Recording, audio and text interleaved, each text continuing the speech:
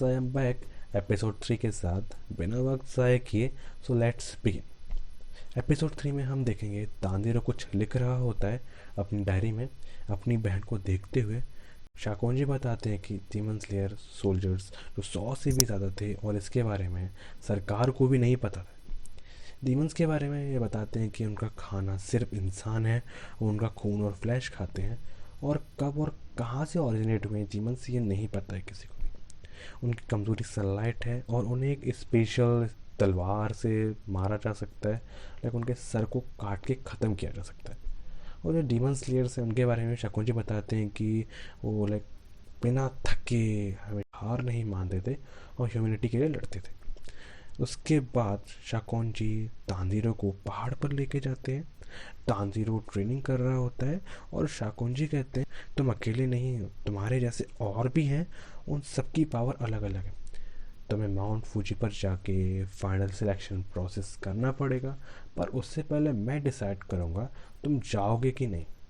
Tanjiro अपनी training start करता है और वो पहले से भी ज़्यादा स्ट्रॉन्ग हो गया है, पर साथ ही साथ ट्रैप्स भी काफ़ी डिफ़िकल्ट बना दिए गए हैं। तांजीरो कहता है वो सिलेक्शन प्रोसेस के लिए पूरी तैयारी करेगा। उसके बाद तांजीरो अगले दिन फिर से ट्रेनिंग के लिए निकल पड़ता है और काफ़ी मेहनत करता है, लेकिन वो किसी ना किसी ट्रैप की वजह से फंस जाता है और तलवार से प्रैक्टिस करते करते उसका हाथ बहुत दर्द करने लगता है, लेकिन वो तब भी हार नहीं मानता है। अगले दिन शाकुंजी तलवार से उसे प्रैक्टिस कराते हैं।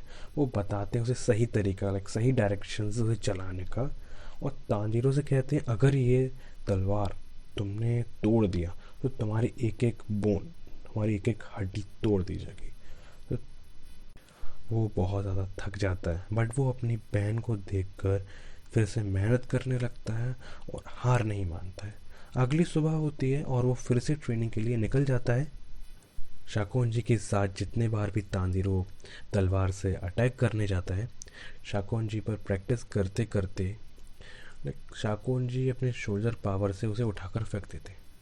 अगले दिन वो फिर से जाता है ट्रेनिंग के लिए, जहाँ उसका पहला लेसन होता है जिसका नाम टोटल ब्रीथिंग कंसंट्रेशन। उसके बाद दूसरे लेसन के लिए वाटरफॉल के प्रेशर को सहना पड़ता है। उसके बाद वो कहता है नेज़ुको 6 मंथ से एक भी बार नहीं जागी है। तांजीरो सोचता है कि कहीं ऐसा ना हो कि सुबह उठते ही नेज़ुको की डेथ हो जाए, और इस वजह से वो काफ़ी टेंस भी था, बहुत ज़्यादा परेशान था कि नेज़ुको लाइक इतना टाइम हो गया एक भी बार नहीं उठी। अगले दिन वो फिर से जाता है। करीब करीब 1 साल हो जाने के बाद काफ़ी हद तक परफेक्ट हो जाता है, सभी ट्रैप्स को पार कर लेता है और समर्थ हो जाता है। बहुत ही ज़्यादा खुश होता है उस चीज़ से कि वो इतना मेहनत करके परफेक्ट हो चुका है हर चीज़ में। फिर शाकुंजी कहते हैं तुम्हें आगे जाने के लिए कैपेबल हो कि नहीं तुम्हें प्रूफ करना पड़ेगा, और उसके बाद तांजीरो को एक बोल्डर के पास लेके जाते हैं। एक बड़ा सा पत्थर होता है और शाकुंजी कहते हैं कि अगर तुम इस बोल्डर को काट देते हो तभी तुम सिलेक्शन के लिए जा सकते हो। तांजीरो सोचते हैं क्या ये पॉसिबल है, इससे बड़े से बोल्डर को लाइक तलवार से कैसे काटा जा सकता है। उसके बाद तांजीरो बोल्डर को काटने की शुरुआत करता है, पर वो काट नहीं पाता है। वो बहुत मेहनत करता है और वो शाकुंजी की ट्रेनिंग जो उसने सिखाई होती है हर एक प्रैक्टिस को याद करता है और फॉलो करता है, पर वो फिर भी काटने में असमर्थ होता है। 6 महीने बीतने के बाद एट लास्ट वो हार मान लेता है और वो अपने सर को उस बोल्डर पर मारता है। अचानक से उसे एक आवाज़ आती है। वो देखता है बोल्डर के ऊपर एक मास्क लगाए हुए एक लड़का बैठा है। तांजीरो सोचता है कौन है ये लड़का। उसके अंदर से मुझे सेंट भी नहीं आ रहा है कि वो जानने के लिए बहुत ज़्यादा क्यूरियस होता है। तो एक्चुअली ये लड़का होता है साबितो। उसके ऊपर अटैक करता है और बोलता है तुम अगर डीमन स्लेयर के मेंबर होने वाले हो तो दिखाओ अपना पावर और टैलेंट। देन साबितो तांजीरो को कहता है तुम बहुत स्लो, वीक और इमेच्योर हो, तुम डीमन स्लेयर बनने के लायक नहीं। और फिर दोनों में लड़ाई होने लगती है। काफ़ी वक्त लड़ने के बाद लड़ते लड़ते तांजीरो बेहोश हो जाता है साबितो के वार से। पीछे से एक लड़की आती है जो मकामो है। साबितो उसे बोलता है, बाकी मैं तुम्हारे ऊपर छोड़ के जा रहा हूँ। साबितो वहाँ से चला जाता है। रात हो जाती है और तांजिरो को होश आ जाता है। वो देखता है उसके पास एक लड़की है।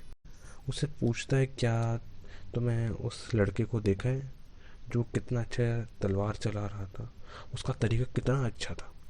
लड़की रिप्लाई करती है कि तुम भी ऐसा कर सकते हो, मैं तुम्हारे साथ हूँ।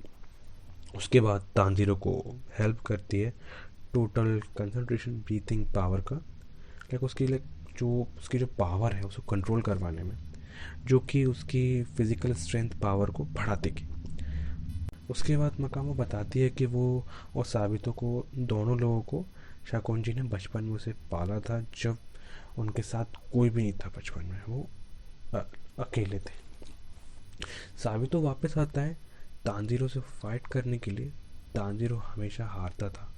अगले 6 महीने बहुत प्रैक्टिस करने के बाद साबितो एंड तांजीरो दोबारा फाइट करते हैं, बट इस टाइम साबितो रियल तलवार लेके आता है। आखिरकार तांजीरो का जो स्वॉर्ड है, उसका ब्लेड, तलवार का जो ब्लेड है, पहला वार हुआ उससे। वो दोनों ओकोमो और साबितो बहुत ज़्यादा खुश हुए उस चीज़ से। और तांजीरो ने रियलाइज़ किया कि उसने अपनी पहले स्वॉर्ड से साबितो के मास्क को काट दिया। बट एक्चुअली में क्या था कि तांजीरो ने बोल्डर को 2 हिस्सों में काट चुका था। तो थर्ड एपिसोड इसी तरह से एंड होता है। नेक्स्ट एपिसोड आप लोगों के लिए जल्दी ही आएगा। तब तक के लिए इंतज़ार करें। Don't forget to subscribe, like and comment.